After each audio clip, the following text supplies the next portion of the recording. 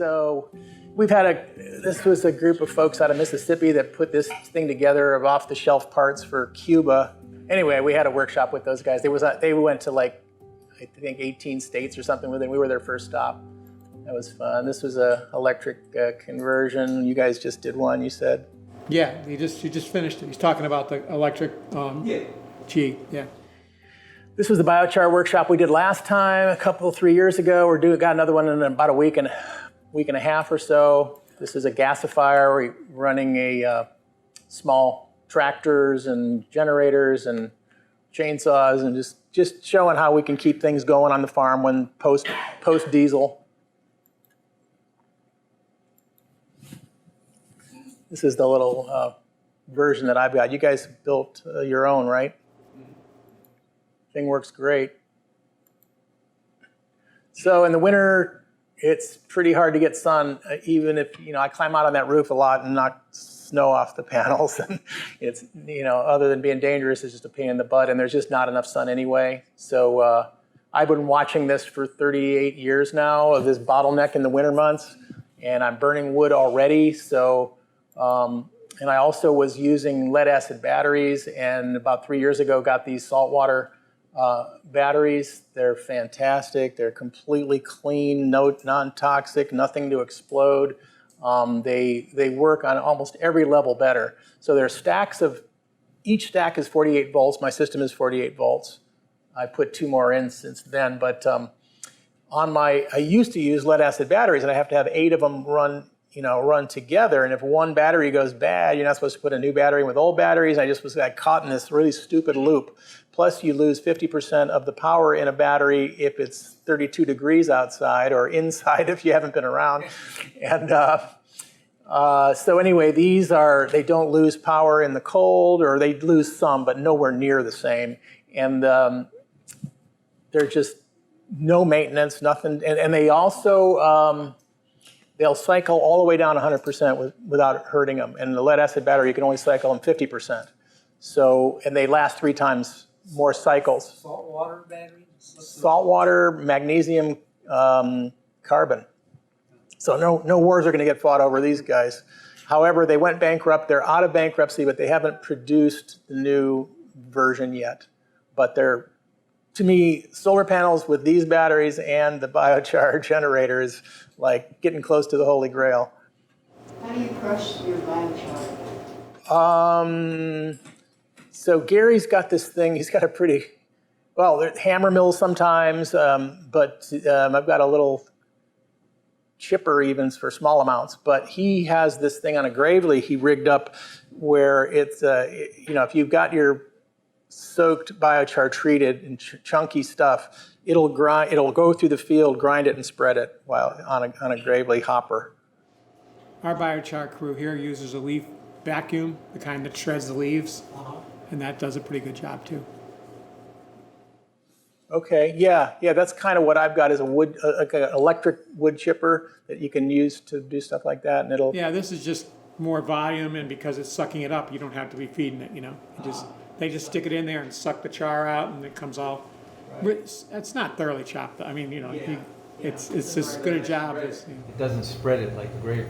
No, it doesn't spread like the gravy. Sure. So this is the Stirling engine Gasifier. They have one here you can look at theirs. But right now it's running on wood pellets. We're planning on wood chips. I think you've tested some on wood chips already. Yeah. But the thing is, this thing will produce 1,000 watts continuously, 24 hours a day if you're running it 24 hours, and it makes about a pound of biochar an hour. So every 12 hours you got to drop out 12 pounds out of here. And it also, the way the Stirling engine works is that it circulates water to cool the base of it, and it runs off the temperature differential. So by cooling the base, you're producing a lot of hot water, which you can use for domestic hot water, circulate through your floor, go to liquid to air heat exchangers, or hydronic, whatever, all kinds of things you can do. So that's exciting, although it's got a ways to go. Also pulling, I think you started that, I'm not sure if you completed it, but we're also pulling the heat in a cogenerative fashion off the exhaust flue. Yeah. In addition to the water that's Right. circulating through Right. the bottom. So it's actually Yeah, I mean, you can you put your hand in get front of 3 times more Yeah, heat it's than it like- was before, right? Yep, I got the heat exchanger. I had to hook that up yet. Now that it's starting to get cool at night, I'm more motivated to mess with this thing. when it's 90 degrees outside, you don't even want to look at this. Until we can get an absorption chiller, which is what we're working on next. It's a pretty elegant technology for making cooling in the summer. So this is like the next one I'm looking at. This one here is fire brick and basically late 1800s design, except for he's modified it to make biochar. And it's basically, let's see. So he fills this thing up once a day, and it's got an auger that feeds this thing, and he's heating 10 full-size greenhouses with that. So that's like 2.5 million BTUs. Now, so you can see where the footprint of the biochar pile was. This load went to the poultry operation that I mentioned, or some of it went there. The farm wasn't organic. I wasn't impressed with the production in the greenhouses, but that's beside the point. It's that you can create season extension from this and get biochar as well and electricity. He wasn't making electricity with this yet, but they've been working with these organic Rankine cycle engines to do that. So between some method of, we're in a dialogue right now with the people making the Stirling engines, the Netherlands, to produce a DC version. So lots to talk about there. This is one that runs on sawdust right now, but it's a smaller one. This is the size unit. He can do these for wood chips, and he felt he could mount probably 2 of those Stirling engines in the side of this. And also, this is about 10 times the BTUs as that last one. And these go all the way up to 40 million BTUs, like 150 houses worth. So lots more flexibility if we can, match up the right chillers and the right electrical production to them and make a heck of a lot more. Okay, so at this last gathering of the Soil Carbon Coalition up in Vermont, this guy, Abe Collins, which I had known from being a really high-end grazer, really expert, grazer. He's working with this Landstream project right now, and I'm still trying to wrap my mind around it, but really impressive new technology to measure about 12 functions of watershed health. And so it's basically tied into satellites. It's ground truthing measurements of soil carbon, water infiltration, biomass growth, all these things. And so where this is going, to kind of make it a little bit less complicated, is that I already mentioned the thing about getting ahead of the prevention story, the cost of floods, the cost of fires, the cost of droughts. And so they're going to be getting really good metric measurements to be able to show that if you get a big enough area in the same flood event, the same number of rain, the same number of inches of rain that might be, $100 million, to alleviate flooding in another region, that this will not have that damage. It'll mitigate a whole bunch of the effects of not just floods, but a number of factors. Certainly droughts and agricultural production, and basically de-risking the system for a tiny fraction of waiting for disasters to happen and then try to pay for them. So this is kind of an example of whole watershed level management, but where they're going to it is that once there's a certain number of these events and people realize that we can't afford to pay for it after the fact, to be able to contract that a fraction of that money and pay farmers to do this work. Farmers are in a unique position to do this watershed work, and it would be money that would be nothing to do with commodities. Commodities are actually the problem, is that we've commodified farmers. We've reduced them to bushels per acre, and what they're really doing is something much more important. Potentially, if they are doing something much more important. But this is being able to make the measurements to see who is doing that work. And so if you're gaining those percentage points of organic matter, or you're changing your infiltration rate like Gabe Brown, and he's working with Gabe Brown measuring on that farm, as far as I understand, within 20 years it went from 30 to 60 times the infiltration rate of water. Amazing. So big implications on this. They just need money to make this go. And so I'm trying to get some word out there to help that along. So these are some of the things that they're measuring. And so goals are to really increase this: the plant available water, the stream base flow, purity, quality, stream purity and groundwater quality, groundwater recharge, water cooling, so the temperatures in the streams, soil carbon, soil fertility, pollination, wildlife habitat. So they're beginning to really, create some metrics for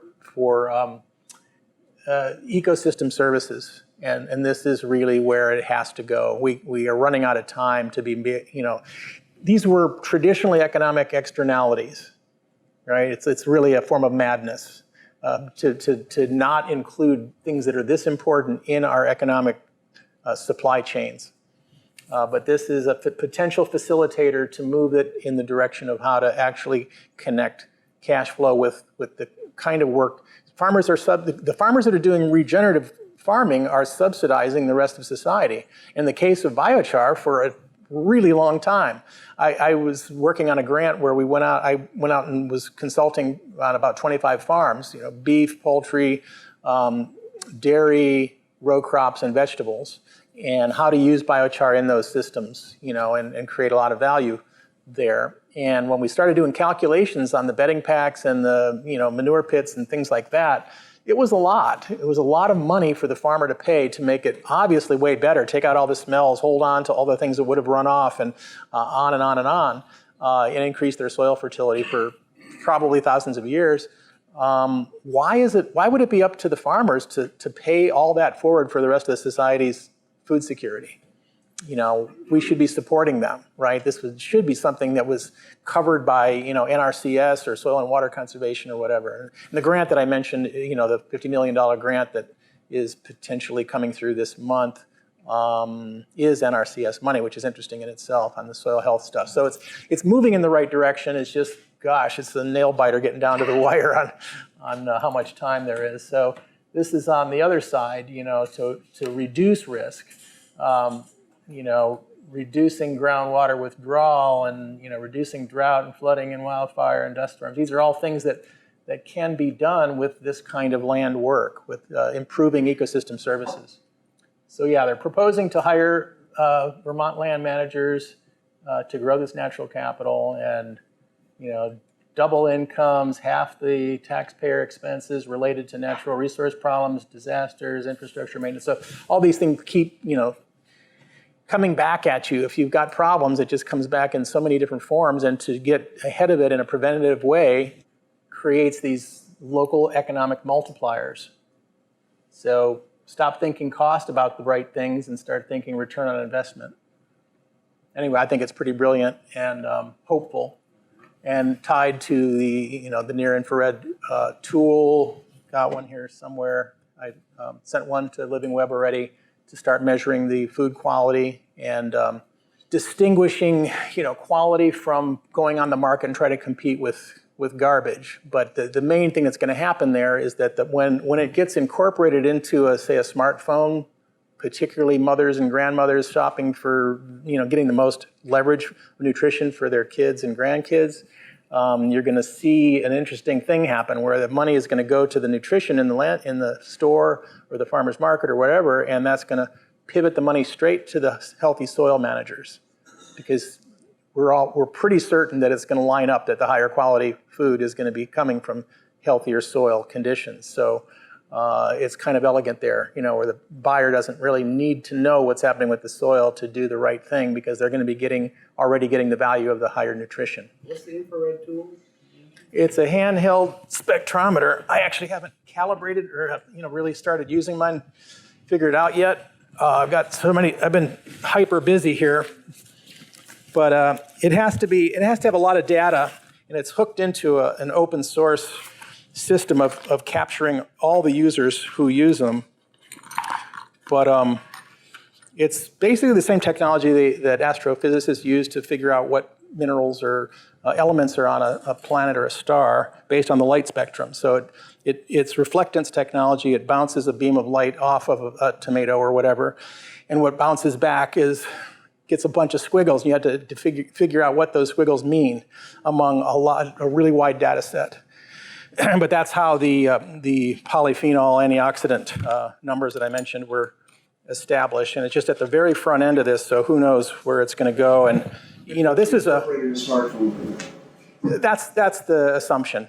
Yeah, there's already a light there, so yeah, there's a lot more to talk about with. There's also like this thing called a microbiometer. Have you heard of that one, Pat? No, I have not. It's a pretty affordable little handheld deal that measures biology in the soil. I've heard of various people, like I think Will Britton was working on something, he's doing it by carbon dioxide. Yeah, there's that. I think this one might be a little more specific to what the life forms are.